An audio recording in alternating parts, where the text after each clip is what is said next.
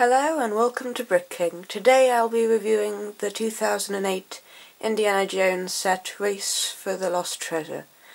This set was released in 2008, as already said, for the Raiders of the Lost Ark movie, which came out quite a while before. They made them this late after the film because they didn't have the license for it back then. So let's dive in and look at what we've got here. Okay, so this is one of the older style horses, not the oldest. It's in white. It has a brown strap that's printed on, not a sticker. There's one of the ordinary saddles that has not been updated since this video, at the time of recording. Now this is Indiana Jones. If you've seen one Indiana Jones figure, you've kind of seen them all. They're all very similar. No printing on the back, and he has his hat and his lasso, well, horsewhip, a bullwhip, I think that's what he calls it. It can go out and come back. It's very flexible. It's made out of a rubbery piece. He's also got this satchel and leg printing. Not many figures had that. Also belt printing for the belt. Well, that's Indy. And there are a few other characters. For instance, this one. Now he has the same head as J. Jonah Jameson from the Spider-Man theme, which was a little bit before this. He has a simple print there, no print on the back, print on the legs, print on the belt, print on the arms, anything like that. He has a plain cap, and now I just want to say that LEGO really does not make military vehicles. They do not. So anything relatively realistic military vehicle or soldiers is good and wanted. Though this isn't the top quality, well, it is, but I mean it's not the most modern military vehicle. But it's still good if you want to make like a diorama or something. Now over here is another figure. This one's also using a familiar face. Once the camera settles. Okay, it's Victor Crumb from the Harry Potter line, and he's got the same torso print, same legs, same everything else as the other one. All of these guys are pretty similar. Now for the last one. Okay, so this is a truck. As you can see, I suppose in the film it's got a Mercedes-Benz logo there, and it's depicted as that. You can take the top off like that, and yeah, I'll be looking at that figure next. So here he is. Just waiting for the camera to settle. Yeah, he's got a standard face of the period, as well as having the same prints and other pieces as the other soldiers and hat. As well as that, he also has a revolver. The only revolver included in the set. That's the figures and the horse. Now let's move on to the vehicles. This is a Mercedes-Benz, well it's supposed to be a Mercedes-Benz Jeep.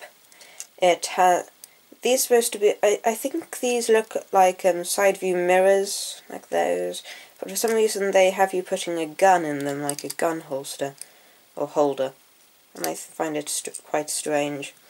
There's a nice black piece up here, which allows you to put this mounted machine gun on. It isn't the most realistic machine gun, but it is a machine gun. When it comes to more realistic military stuff from LEGO, you kind of take whatever they give you, as there's very little of anything. Unless you go into the pirate theme, but that's more red coats than the blue coats.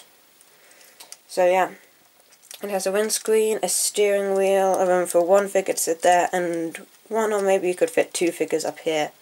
If you move this out of the way like that, you could probably sit both down. It has these flaps there which are adjustable, and a spare tyre here. I find it comes off fairly easily during, playing with it. It has this nice piece here, And yeah, I think that's the Jeep. Next is the truck. Now it has one of these very nice pieces in here. Oh yes, there's something in the back. I'll look at that later.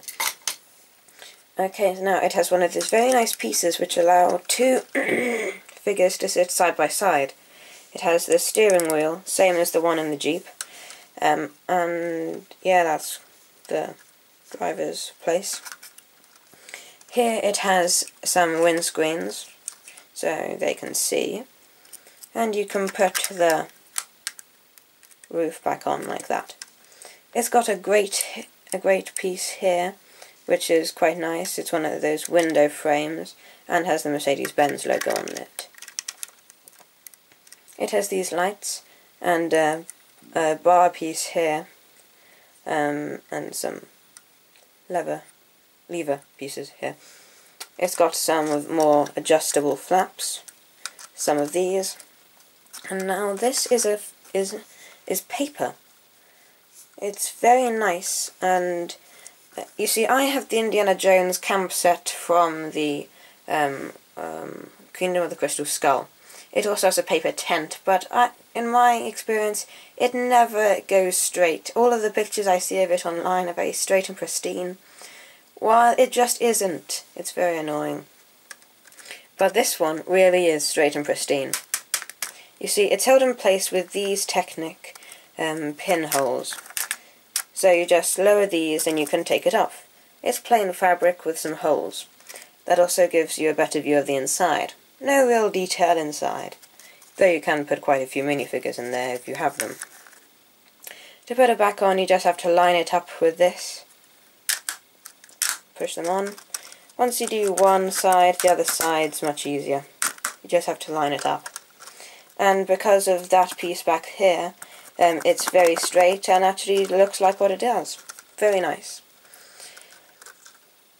Now, before I finish the video, I'm just going to look at this. This is a gold chest. It's one of the few sets to include them. It comes with some treasure inside, and yeah, I'll just give you a closer look at the treasure. Now, it comes with a coin with, you probably can't see it, but it has 40 written there, and Lego written there.